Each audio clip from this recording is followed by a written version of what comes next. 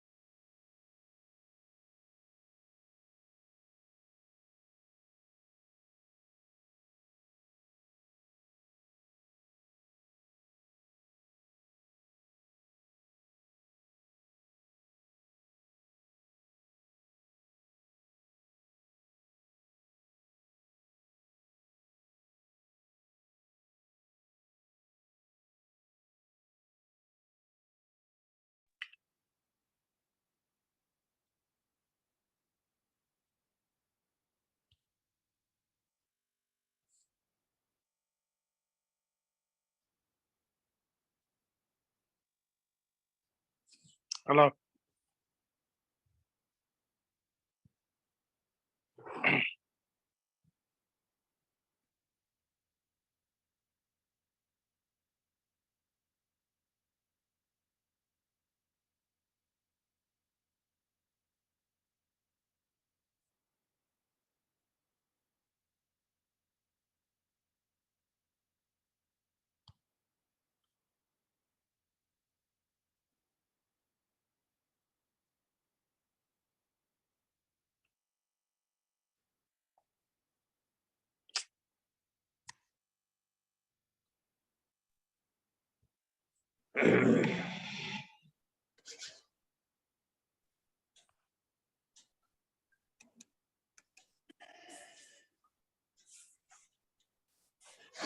அனைவருக்கும்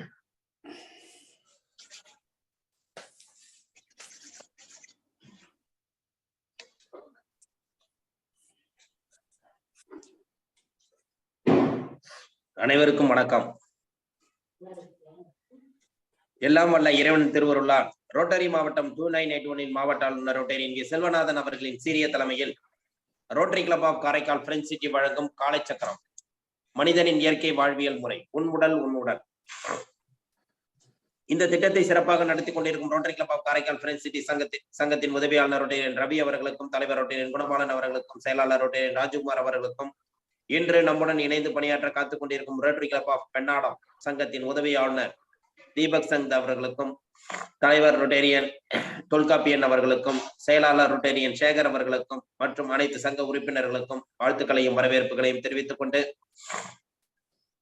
நமக்கு தொடர்ச்சியான நல்ல ஒரு ஆசனங்களை அளித்து வரும் ஆசான் கண்ணப்பனையா அவர்களுக்கும், இந்த நிகழ்விலே கலந்து கொண்டு சிறப்பித்துக் கொண்டிருக்கும் அனைத்து நல் உள்ளங்களுக்கும், திட்ட தலைவர் ரமேஷ் மோகன் அவர்களுக்கும், இன்று சிறப்பு அழைப்பாளராக கலந்து கொண்டு நல்ல ஒரு சிந்தனைகளையும் நல்ல ஒரு கருத்துக்களையும் அளிக்க காத்துக் கொண்டிருக்கும் ஐயா தசரதன் ஐயா அவர்களுக்கும் காலை வேளையிலே வாழ்த்துக்களையும் வரவேற்புகளையும் தெரிவித்துக் கொண்டு, நிகழ்ச்சியின் முதல் நிகழ்வாக ரோட்டரி இறைவணக்கம் வாசிக்க வருகிறார் திட்ட தலைவர் ரமேஷ் மோகன் அவர்.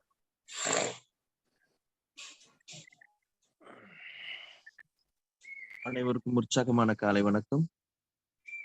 ரோட்டரி இறை வணக்கம்.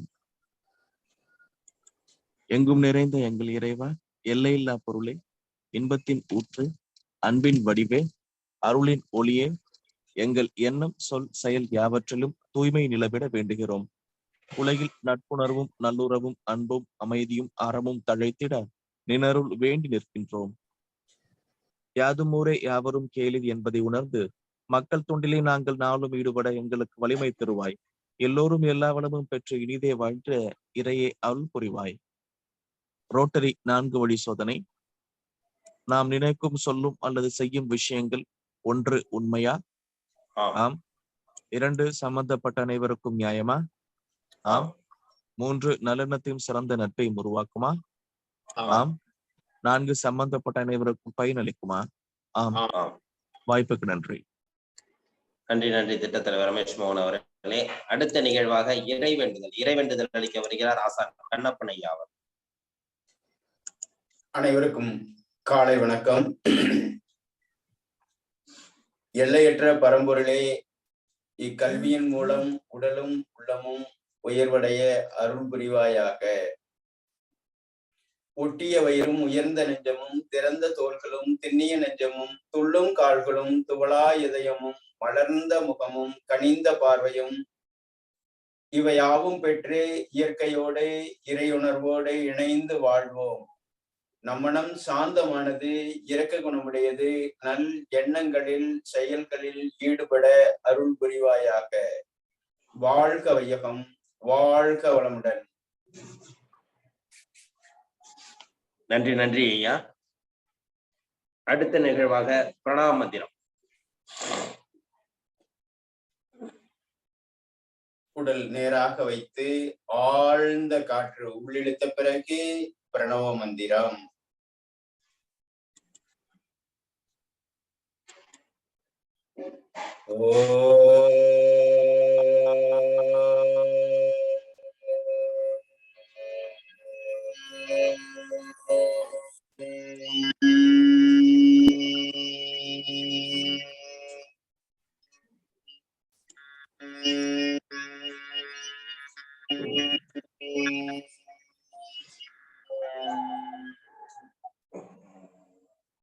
ஆழ்ந்த மூச்சுள் இழுத்த பிறகு